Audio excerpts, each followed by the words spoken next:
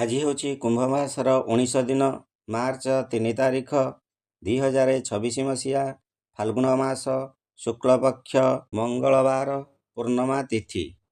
ଆଜି ପୁରୀଠାରେ ପ୍ରାତଃ 6:06:18 ଗତେ ସୂର୍ଯ୍ୟ ଉଦୟ, ସନ୍ଧ୍ୟା 5:50:38 ଗତେ ସୂର୍ଯ୍ୟ ଅସ୍ତ। ଆଜି ଦୋଳ ପୂର୍ଣ୍ଣିମା।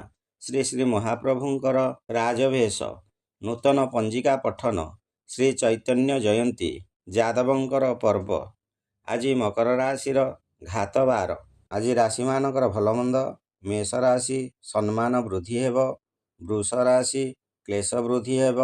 ମିଥୁନ ରାଶି ସ୍ୱାସ୍ଥ୍ୟରେ ଉନ୍ନତି। କର୍କଟ ରାଶି ମିଥ୍ୟା ଅପବାଦ ପାଇପାରନ୍ତି। ସିଂହ ରାଶି ସୁମିଷ୍ଟାନ୍ନ ଖାଦ୍ୟ ଲାଭ ହେବ। କନ୍ୟା ରାଶି ଅପମାନିତ ଯୋଗ ରହୁଛି। ତୁଳା ରାଶି ଅର୍ଥ ଲାଭ ହେବ। ବିଛା ରାଶି ପିତୃ ସୁଖ ପାଇପାରିବେ। ଧନୁ ରାଶି ପରିବାରରେ ଶାନ୍ତି ଆସିବ। ମକର ରାଶି ଚୋର ଭୟ ରହୁଛି। ଆଜି ଦିନଟି ସତର୍କ ହୋଇ ରୁହନ୍ତୁ। କୁମ୍ଭ ରାଶି ଅର୍ଥ ପ୍ରାପ୍ତି ହେବାର ସମ୍ଭାବନା ଅଛି।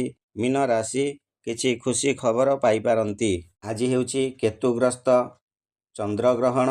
ଚନ୍ଦ୍ରଗ୍ରହଣ ସ୍ପର୍ଶ ଦିବା 3:20:11 ସମୟରେ। ଗ୍ରହଣର ସର୍ବମୁଖ୍ୟ ସନ୍ଧ୍ୟା 6:47:18। ଚନ୍ଦ୍ରଗ୍ରହଣ ଯୋଗୁଁ ଗ୍ରହଣ ସ୍ପର୍ଶର 9 ଘଣ୍ଟା ପୂର୍ବରୁ ଅର୍ଥାତ୍ 3/3/2026 ମଙ୍ଗଳବାର ପ୍ରାତଃ 6:20 ଠାରୁ ପାକତ୍ୟାଗ, ଅନ୍ନ ଭୋଜନ ଆଦି ଦେବନୀତି ନିଷେଧ ହେବ।